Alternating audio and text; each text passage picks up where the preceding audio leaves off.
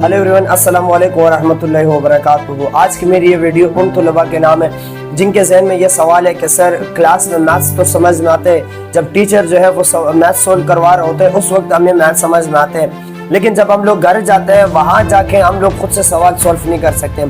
सो आप लोग तमाम तलबा जो है वो 3 मेजर गलती करते हैं, जिसमें पहली मिस्टेक ये होती है कि आप लोग घर जाके आप लोग मैथ्स को जो है वो जज्बाती अंदाज से सोल्व करते हैं। याद रखिएगा, मैथ्स को सोल्व करने के लिए जो पहला टिप है वो ये है कि मैथ्स जो है वो रिलैक्स माइंड मांगता है। जब तक आप रिलैक्स नहीं होंगे, जब तक आपका माइंड फ्रेश नहीं होगा, तब तक आप मैथ को सॉल्व नहीं कर सकते। सेकंड चीज जो है, मैथ्स जो है अगर आपका माइंड इधर उधर हो रहा है, आपके माइंड में मल्टीपल चीजें है तो मल्टीपल चीजों की वजह से मैथ्स कभी भी सॉल्व नहीं होता। मैथ्स सॉल्व करते वक्त आपका फोकस जो है वो क्वेश्चन पर होना चाहिए। मैथ्स के अंदर एक स्टेप सॉल्व किया, सो सेकंड फोकस जो है वो आपका सेकंड स्टेप पर होना चाहिए, न कि इधर उधर। तीसरी बात याद रखिएगा, तमाम स्टूडेंट जो सवाल आपको टीचर क्लास के अंदर सॉल्व करवाते हैं, घर जाके सबसे पहले उसी सवाल की प्रैक्टिस करने, दूसरे सवाल की प्रैक्टिस कभी भी ना करें। जो सवाल क्लास के अंदर टीचर करवाते हैं उस सवाल की प्रैक्टिस करें, उसके बाद अगले सवाल की प्रैक्टिस करने। अगर अगले सवाल सॉल्व नहीं होता, फिर आप लोगों ने क्या करना है, फिर आप लोगों ने बुक की एग्जाम्पल को सोल्व करना है।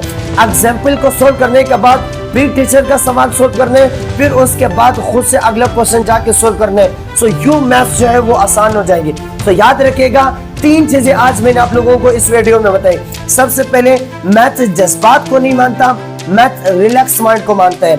सेकंड चीज, मैथ सॉल्व करते वक्त आपके माइंड जो है उसमें मल्टीपल चीजें नहीं होनी चाहिए, आपको फोकस जो है वो मैथ के स्टेप पर होने चाहिए।